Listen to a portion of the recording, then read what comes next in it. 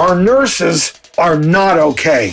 They've witnessed hundreds of thousands of deaths, faced countless grieving and angry families, and the fallout continues to be felt coast to coast.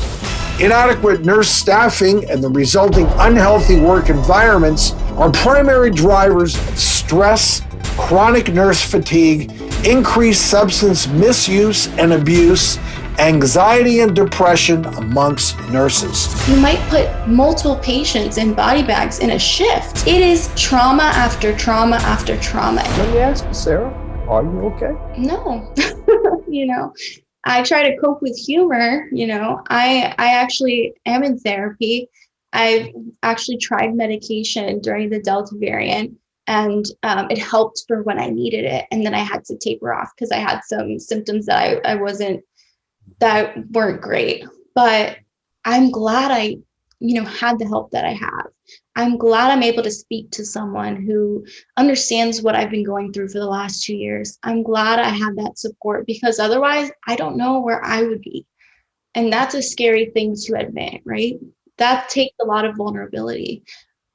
But I think it's important. It's very important, and that's another part of your platform, that you want lawmakers to pass the Nurse Staffing Standards for Hospital Patient Safety and Quality Care Act. So tell us more about that, Sarah. Yeah, so it's Bill S1567. It is a safe staffing standard bill that was initially introduced in May of 2021, and there have been forms of it introduced for the last decade, right? But it's like frozen, nothing is being done. Our representatives need to pay attention to this safe staffing standard bill, because it will improve the quality of care across all healthcare systems and will help ensure that nurses, all staff members, ancillary staff, CNAs, respiratory therapists, lab techs, everyone feels that the care that they're giving is enough because they have the support to do so. So that safe staffing standard bill would ensure that hospitals are held accountable for how many patients one nurse is going to take care of.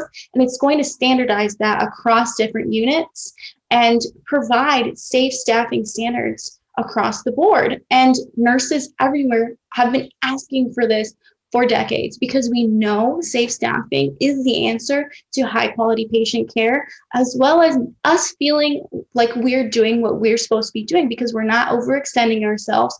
We're not trying to do the job of multiple people, and we're able to provide patients with dignity above all else. We're able to make sure that those basic care needs are met, because we're not scrambling to help someone who's crashing, to take care of 6 patients at once. It's not sustainable. So that's kind of what nurses have been calling for a very long time, but we are glad to have, some kind of attention from the media to get this going. But we really need our Congress members, we need our leadership, our representatives to push this forward so that we can have these national standards as soon as possible, because otherwise healthcare is going to collapse. Well, you heard Sarah say it. You need to get in touch with your congressperson.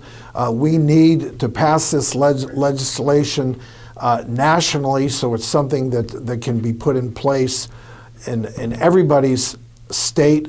We need the best for patient care. We also need the best for our nurses that are in the front line. Sarah, can't thank you enough for what you've done, your work, your dedication, your passion, and shedding light on some problems that exist from the past, and they're not going to go away overnight. These are some issues that need to be studied and resolved. Thanks so much. Thank you. I appreciate both of you so much. Thank you. For more information on support services for healthcare workers and Sarah's Don't Clock Out initiative, visit us at our website at thedoctorstv.com.